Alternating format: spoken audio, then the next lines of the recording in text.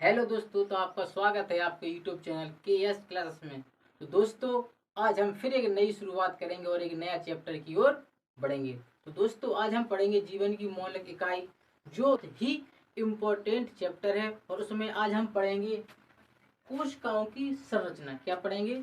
कोशिका की संरचना। तो चलते हैं दोस्तों, देखते हैं कोशिका की संरचना ये होती क्या है। उससे देखेंगे पहले जीव द्रव। जीव द्रव्य क्या कहलाता है? कोशिका में ही जीव द्रव्य पाया जाता है। क्या पाया जाता है? कोशिका की संरचना में ही जीव द्रव्य पाया जाता है। तो जीव द्रव्य की परिभाषा क्या है, उसे हम देखते हैं। जीव द्रव्य सभी जीवों की प्रत्येक कोशिका में एक सभी जीवों की प्रत्येक कोशिका में एक महत्वपूर्ण पदार्थ भरा रहता है। क्या भरा रहता है? एक महत्वपूर्ण पदार्थ भरा रहता है, जिसे क्या कहते हैं? जीव द्रव्य कहते हैं। सभी जीवों की प्रत्येक कोशिका में एक महत्वपूर्ण पदार्थ भरा रहता है, जिसे हम लोग कहते हैं जीव द्रव्य। और क्या होता है कोशिका की संरचना में, और क्या क्या होता है देखते हैं। जंतु कोशिका का जीव द्रव्य एक जीवित कोशिका कला द्वारा घिरा रहता है। किसके द्वारा घिरा रहता है? जीवित कोशिका के द्वारा घिरा रहता है। जंतु कोशिका का जीव द्रव्य एक जीवित कोशिका कला द्वारा घिरा रहता है। और दूसरा पॉइंट, पादप कोशिका में इस जीवित कोशिका कला के बाहर एक अन्य निर्जीव भित्ति होती है, जिसे कोशिका भित्ति कहते हैं। दूसरे पॉइंट में लिखेंगे, अगले पॉइंट में लिखेंगे, ये वह भित्ति सेलुलोज की बनी एवं कठोर होती है। अगले पॉइंट में क्या लिखेंगे साथी? जीव द्रव्य को कोशिका द्रव या कोशिका काय भी कहते हैं। जीव द्रव्य को कोशिका काय या कोशिका द्रव भी कहते हैं। अब केंद्रक के अतिरिक्त कोशिकांग में माइटोकॉन्ड्रिया, गोल्गी, राइबोसोम, माइक्रोसोम आदि होते हैं। जीव द्रव्य के अतिरिक्त यानी जीव द्रव्य के अलावा भी कोशिका संरचना में क्या क्या होता है? माइक्रोकॉन्ड्रिया, गोल्गी, राइबोसोम और माइक्रोसोम्स आदि होते हैं। और जंतु कोशिकांग में तारकाय संरचना तथा पादप कोशिकाओं में विशेष कोशिकांग लवक पाए जाते हैं। क्या पाए जाते हैं? जंतु कोशिकांगों में तारकाय संरचना तथा पादप कोशिकाओं में एक विशेष कोशिकांग लवक पाए जाते हैं। तो ये हमने पढ़ी कोशिका की संरचना, कोशिकाओं की संरचना। अब हम पढ़ेंगे कोशिका की संरचना कोशिका का आकार एवं आकृति पर। क्या पढ़ेंगे? कोशिका का आकार एवं आकृति पर। तो अधिकांश कोशिकाएं आकार में बहुत छोटी होती हैं।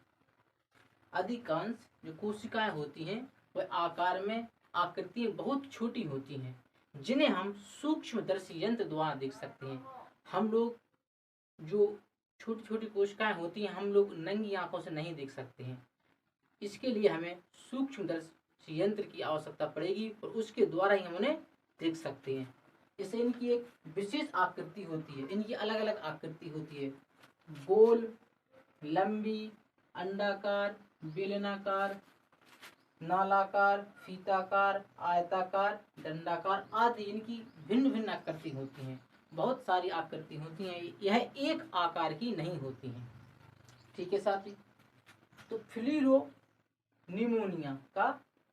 फिलीरोनिमोनिया पीपीएलओ नामक वायरस सबसे छोटी कोशिका पाई जाती है। क्या पाई जाती है? सबसे छोटी कोशिका पाई जाती है।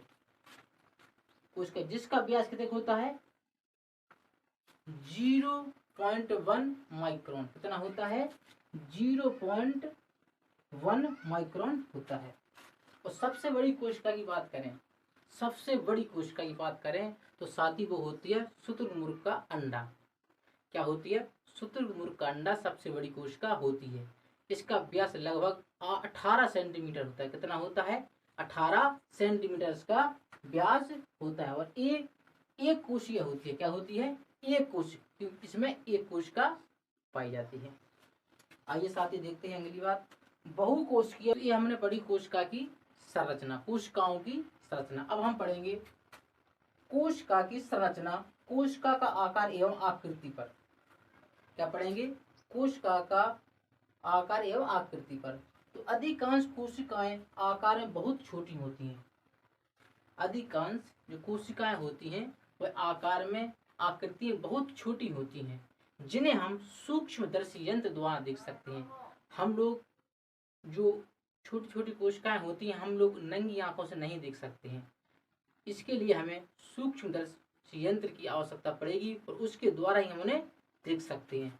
जैसे इनकी एक विशेष आकृति होती है, इनकी अलग अलग आकृति होती है, गोल, लंबी, अंडाकार, बेलनाकार, नालाकार, फीताकार, आयताकार, दंडाकार आदि इनकी भिन्न भिन्न आकृति होती हैं। बहुत सारी आकृति होती हैं, यह एक आकार की नहीं होती हैं। ठीक है साथी। तो फिलीरो पीपीएलओ नामक वायरस सबसे छोटी कोशिका पाई जाती है। क्या पाई जाती है? सबसे छोटी कोशिका पाई जाती है। कोशिका जिसका व्यास कितने होता है? 0.1 माइक्रोन। कितना होता है? 0.1 माइक्रोन होता है। और सबसे बड़ी कोशिका की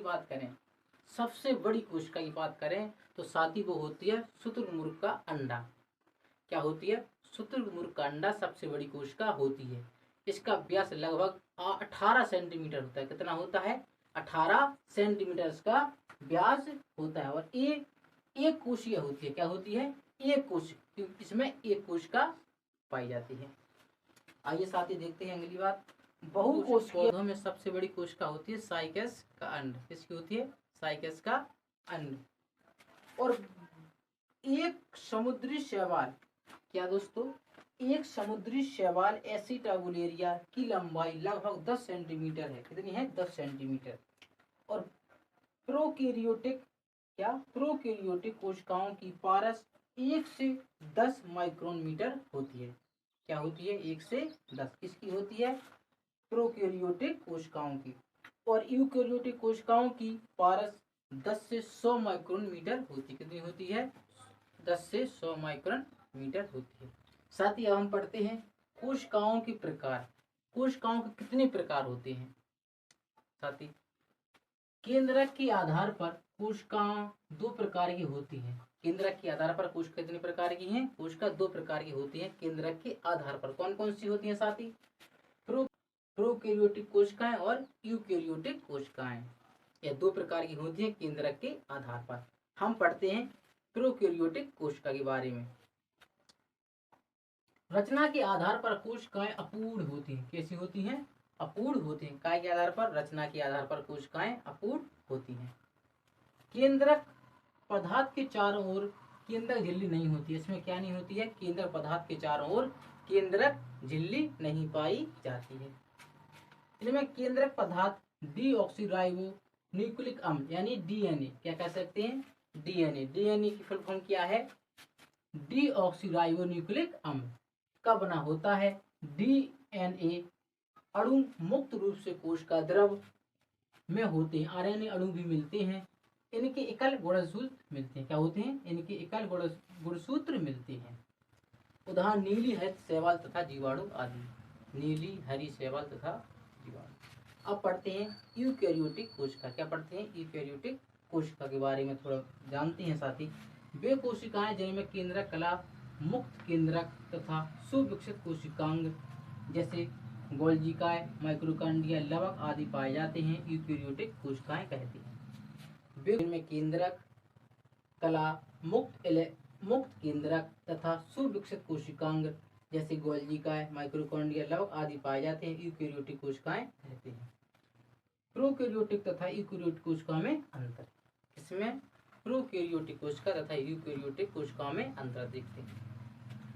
इनमें कोशिका द्रव संपूर्ण कोशिका में फैला रहता है। प्रोकैरियोटिक कोशिका में इनमें कोशिका द्रव संपूर्ण कोशिका में फैला रहता है, जबकि यूकैरियोटिक कोशिका में इनमें कोशिका द्रव केंद्रक एवं कोशिका कला के मध्य फैला रहता है। प्रोकैरियोटिक कोशिका में इनमें कोशिकांग अनुपस्थित होते हैं, जैसे माइक्रोकांडिया, राइबोसोम आदि क्या होते हैं? अनुपस्थित होते हैं। जबकि यूकैरियोटिक कोशिका में इनमें सभी कोशिकांग उपस्थित रहते हैं। प्रोकैरियोटिक कोशिका में इनमें राइबोसोम 17 प्रकार के होते हैं। इनमें राइबोसोम 17 एस दोनों प्रकार के होते हैं। इनमें श्वसन जीव द्रव कला द्वारा होता है, जबकि इनमें श्वसन माइक्रोकॉन्ड्रिया द्वारा होता है। प्रोकैरियोटिक कोशिका में इनमें रिक्तिका नहीं होती है, इनमें रिक्तिका होती है। जो प्रोकैरियोटिक कोशिका और यूकैरियोटिक कोशिका में साथ ही आपने अंतर जाना, क्या पढ़ा आज एक बार फिर रिवाइज करते हैं। हमने पढ़ा साथ ही कोशिकाओं की संरचना, जिसमें हमने सबसे पहले पढ़ा जीव द्रव के बारे में हमने पढ़ा कि पादप कोशिका में इस जीवित कोशिका कला के बाहर एक अन्य निर्जीव भित्ति पाई जाती है, इसे कोशिका भित्ति कहते हैं। उसके बाद हमने पढ़ा कोशिका की संरचना, कोशिका का आकार एवं आकृति के आधार पर। हमने पढ़ा कोशिका जो होती है वो अलग अलग भिन्न होती हैं, यानी अलग अलग जीव में अलग अलग प्रकार की पाई जाती हैं। कोशिका बहुत छोटी है, जिन्हें हम अपनी नंगी आंखों से नहीं देख सकते हैं, जिन्हें देखने के लिए हमें सूक्ष्मदर्शी यंत्र की आवश्यकता पड़ेगी। और जो कोशिकाएं होती हैं इनकी आकृति भिन्न भिन्न यानी अलग अलग होती है, जैसे दंडाकार, आयताकार, ऐसी अलग अलग प्रकार की कोशिकाएं होती हैं। और एक कोशिक जीव जैसे अमीबा बहुकोशिक जीव होते हैं, जैसे मनुष्य, बरगद, कुत्ता आदि ये बहुकोशिक जीव होते हैं। उसके बाद हमने पढ़ा साथी कोशिका के प्रकार, केंद्र के आधार पर कोशिका दो प्रकार की होती हैं। पहली होती है प्रोकैरियोटिक कोशिका के बारे में पढ़ा, फिर यूकैरियोटिक कोशिका के बारे में पढ़ा, फिर हमने पढ़ा प्रोकैरियोटिक कोशिकाएं तथा यूकैरियोटिक कोशिकाओं के अंतर। साथ ही आपको ये वीडियो कैसा लगा, अच्छा लगा हो तो लाइक, कमेंट तथा चैनल को सब्सक्राइब जरूर करिएगा और ऐसा सपोर्ट बनाए रखिएगा। मिलते हैं नए पार्ट में एक नए कंटेंट के साथ, तब के लिए जय हिंद, जय भारत।